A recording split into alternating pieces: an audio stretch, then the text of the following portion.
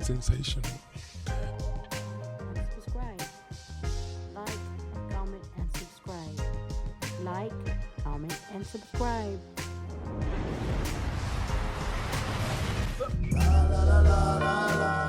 Can have a girl that is just a friend. No, listen. Listen. You as a girl can be just a friend to a guy, but it means you're ugly. I'm sorry, I know you don't want to hear it, but you just a homie with a ponytail. I don't know what else to tell you, man. Men and women can be just friends, but one of y'all fucking busted, okay? Somebody ugly, or maybe both. Maybe both of you are ugly, in which case y'all should be fucking anyways. That's why it's called bumping uglies. Concern for our men, I hate to say it, I thought I'd never be the one, but since when did money become the standard for picking a man? All I see on social media is my man better be buying me this, he better be buying me that, he better be paying for this, he better be paying for that. Since when did his character and how he treats you not become the top priority? I am a girl's girl to my core, but we have to do better if we want quality men. Good men are out here giving up on love and deciding to be single and not take relationships seriously because of fear of not being able to live up to a woman's financial standards. I truly think us women have gotten ahead of ourselves, thinking that men are supposed to pay all of our bills, take care of us, buy us Van Cleef bracelets and Chanel bags. Just puts a burst in a bubble on the good man because he's like, all right, well, I can't afford to buy my woman Chanel and take her to Turks and Caicos every other month and do all this other stuff for her. I'm a normal guy, and so I guess I need to be single because these women out here they're not looking for what I'm trying to give, which is true love and an honest living. And I just think that women have to change their thought process. It's not about what a man can do for you, but it's about who is that man to you. Is he a good man? Does he treat you good? And if he treats you good, then all of those things will come. But why is money the first thing that we're looking at and then everything else comes after? It's just not. A lot of black women, they feel that you should have to deal with the drama. You should have to deal with the disrespect. You're supposed to beg me to want to be with you before you decide to explore any other options. Most of you guys are under these divestor pages talking about, oh, you know, I need to get me a Brad. I need to get with Timothy because, you know, y'all, I'm tired of y'all. They go listen to Sprinkle Lady and come back and talk about, oh yeah, you know, I ain't no Barbara the Builder. When you refer to your own, you call them all, like I said before, dusty, they lame, they whack. But yet when there's something that could possibly benefit you in the future, that's when you want to stand on their side and say, oh, I support you. If there's so many women who are on the side of, you know, black men ain't this and they ain't that, and they got mommy issues and daddy issues and they got problems and they need to go to therapy. It's very interesting that you're saying that they're so broken and empty and all these things, but they are actually the most desired. Side is only dangerous because of men. So she was saying that, which is true, statistically, violence, men. That isn't true. Statistically, so out of 10 serial killers, there'll be one woman. No, well, let's peel the layer back. It was done on survival. They had women on one island, a man, and a bunch of men on another island. And they had them there for X amount of days. The man, in just a short amount of time, a few days, they built a hierarchy to things.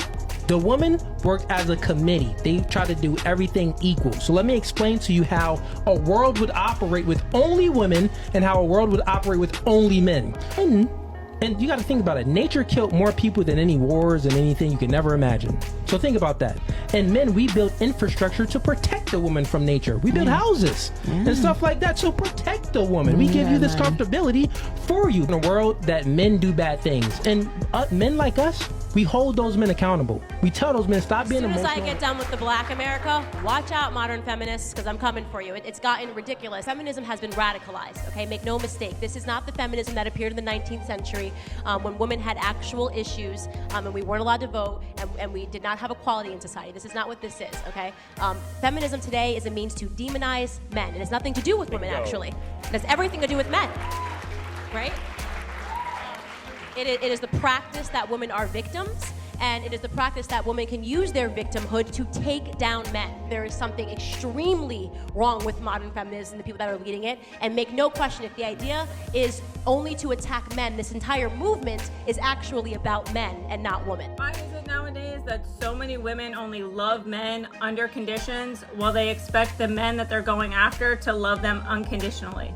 Let me explain. Women expect men to come to the table with a good job, good finances, emotionally available, emotionally in tune. They want them to be their mechanic, their plumber, their electrician, their therapist. They want them to be their best friend. They want them to be honest. They want them to show up 24/7. But women, on the other hand, want to be accepted for exactly who they are. Their mood swings, their hormones, their ups and downs, their chaos.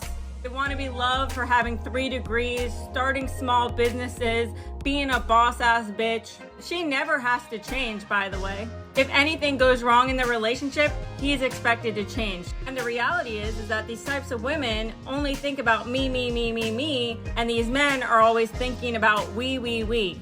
These types of men will make sure that these women are good.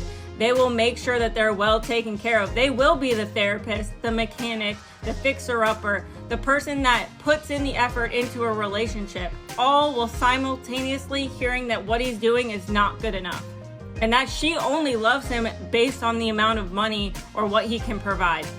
Most women today aren't healed from their trauma. They blame everything on their exes. They blame their poor behavior on things they did in the past, and they never really live in the moment because they're too busy comparing their lives to Susie Q on the internet, who just got engaged or is starting a new life. These women could have the exact expectations and standards that they are looking for, but they're so unhealed that they can't even accept a good man, even if it slapped them in the face. They come with their bad attitude, their minimum wage job, $20,000 in debt, nothing to really offer but a good body, and yet they're preaching on the internet, where have all the good men gone? And my question is, when was the last time you asked him if he was good? When was the last time that you checked up on your man? When was the last time you planned a date? When was the last time you went out of your way to plan something that was even remotely thoughtful other than a cooked meal? When was the last time you thought about we instead of me? When was the last time you checked on his mental health and what he needed in a relationship? When was the last time you made him feel worth a damn? When was the last time you put in the exact same effort that he's giving without needing the validation of social media and recording it? When was the last time you treated him like a king when he treated you like a queen? Okay, bye. This girl understands the privilege we have to live in America. I'm Middle Eastern. Okay, in Iran, women will get arrested, killed, attacked, beat just for showing their hair. To me, that is oppression. That's not scientific evidence of oppression. You don't need to have any scientific study. If a woman shows her hair in public in Iran, there's a high probability that a violent hate crime is going to be committed against her just for showing her hair, because in Iran and the Middle East specifically, there's a lot of oppression against women. So it's a fact. It's facts that add into statistics. But you don't need to do any scientific study to know that if you go to the Middle East, you may not even live a day just dressed how you are right now. In America, you can walk to a bar alone at night, get drunk, and get home safe. Yes, that's not the safest thing to do, but even the fact that you have the capability of doing that shows that women are free and not oppressed. You want to be a full-time worker, you're going to college, you're studying. There's some countries that still women don't even have those rights fully where they can get an education and work. In America, women do not face any of that. I'm gonna give you another mistake black women make. Wanting black men to come to the relationship table having already achieved success. One of the biggest advantages the snow bunnies have on our women is snow bunnies will find a dusty brother and see his skill, his talent, you feel me? Yeah. Invest in him, and by the time he become a multi-millionaire at 35, she been with him the whole walk. A lot of sisters are not going to do that. They're not going to find a dusty brother in his senior year or dusty brother in the community, but you see he got this business idea. She like, nah, come back and see me when it's up and running. I don't think this ever gonna happen. Soon when you waved him off, the snow bunny got him. The snow bunny invested in him. You feel me? 10 years later, the same brother see you trying to holler. He got the white girl. Now you dissing him. You saying they all want white girls. Nah, he came to you. You said you want a ready-made black man. You don't want a work in progress. And I'm telling black women, y'all better start going for some of these works in progress instead of waiting for us to finish the job, because you losing to the snow bunny when you tell us to wait until we got the bag. I'm gonna give you. Craig. Bye, Felicia. Be the best you can be. Love your family, love your friends. Spread love, not violence, not this virus. As always, peace.